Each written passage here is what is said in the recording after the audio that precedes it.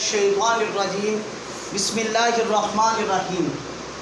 جیسا کہ ہم نے پچھلے سبق میں پڑھا تھا کہ جب اللہ تعالیٰ نے یہ فرمایا فرشتوں سے کہ میں زمین پر نائب خلیفہ بنانا چاہتا ہوں، تو انہوں نے انسان کے پیدا ہونے کی مخالفت کی۔ اس کے بعد اللہ تعالیٰ نے ان کو کچھ چیزوں کے نام حضرت آدم کو یاد کروا دیے جن کا فرشتوں کو نہیں پتہ تھا۔ تو ان چیزوں کے نام اللہ کے سامنے، اللہ تبارک و تعالیٰ نے فرشتوں کے سامنے پیش کیے، رکھے وہ چیزیں۔ اس طرح آدم علیہ السلام بھی ہے، فرشتے بھی ہیں، لیکن فرشتوں کو جب نام نہیں آئے تو انہوں نے کیا کہا، یہ آج ہم پڑھیں گے۔ قالو، کہا انہوں نے، فرشتوں نے، قالو، کہا انہوں نے، سبحانک، پاک ہے تو، یعنی کہ وہ اللہ کو کہہ رہے پاک ہے تو، اے اللہ، لا علم، نہیں کوئی علم، لنا ہمارے لیے، ہمیں کوئی علم نہیں، الا مگر، ما جو، علمتنا، تو نے سکھا دیا ہم کو، ہمیں تو اتنا علم ہے جتنا تو نے ہمیں بتا دیا، اس سے زیادہ نہیں ہمیں آتا۔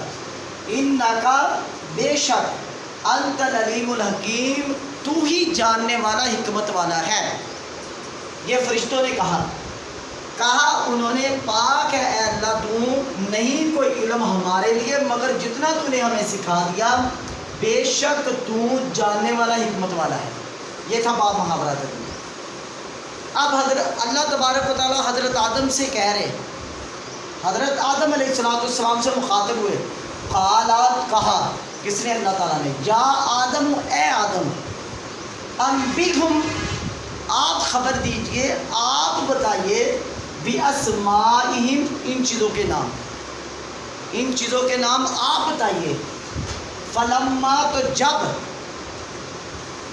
انبأہم، بتا دیے ان کو بِأَسْمَائِهِمْ، ان چیزوں کے نام، خبر دے دی ان کو ان چیزوں کے ناموں کی۔ قال، تو فرمایا اللہ تعالیٰ نے، علم، کیا نہیں، اقل، میں کہتا تھا، میں نے کہا تھا، لکم، تم کو، انی، بے شک میں، اعلم، جانتا ہوں، غیب السماوات والارض، آسمانوں اور زمینوں کے غیب۔ آسمانوں اور زمین کے غیب کو کون جانتا ہے؟ اللہ، اللہ کے علاوہ کوئی نہیں جانتا۔ هو اللہ الذی لا الہ الا هو عالم الغیب والشہادہ، وہ الرحمن الرحیم۔ یہ اللہ تبارک و تعالیٰ آسمان کے درمیان، آسمان کے نیچے، زمین پر، زمین کے نیچے جتنی چیزیں بھی ہیں، ہمارے دل میں پوشیدہ باتوں کا بھی علم اللہ کو ہے۔ وَأَعْلَمُ، اور میں جانتا ہوں، مَا تُبْدُونَ، جو تم ظاہر کرتے ہو۔ ظاہر سے مراد اونچی آواز میں بولنا، جن چیزوں کو تم ظاہر کرتے ہو۔ وَمَا كُنْتُمْ تَكْتُمُونَ، اور جو تم چھپاتے ہو۔ اللہ تعالیٰ فرماتے، اے آدم، آپ خبر دیجئے ان کو ان ناموں کی۔ تو جب خبر دی ان کو ان کے ناموں کی، کہا اللہ تعالیٰ نے، کیا نہیں میں نے تم کو کہا تھا، بے شک میں جانتا ہوں آسمان اور زمین کے غیب کو، اور میں جانتا ہوں جو تم ظاہر کرتے ہو، جو تم چھپاتے ہو۔ یہ قرآن ہے، جیسے ہم قرآن کو جتنا زیادہ سمجھیں گے، اس کی ہمیں اتنی ہی زیادہ سمجھ آئے گی، اور جب ہم سمجھیں گے، غور و خوض کریں گے، تو انشاءاللہ پھر ہمارے یہ من میں، ہمارے دل میں یہ بات کا خیال آئے گا کہ ہم عمل کریں اس پر، اس قرآن پر عمل کریں، اس قرآن کو پڑھنے کے بعد اس پر عمل کرنے کی کوشش کریں۔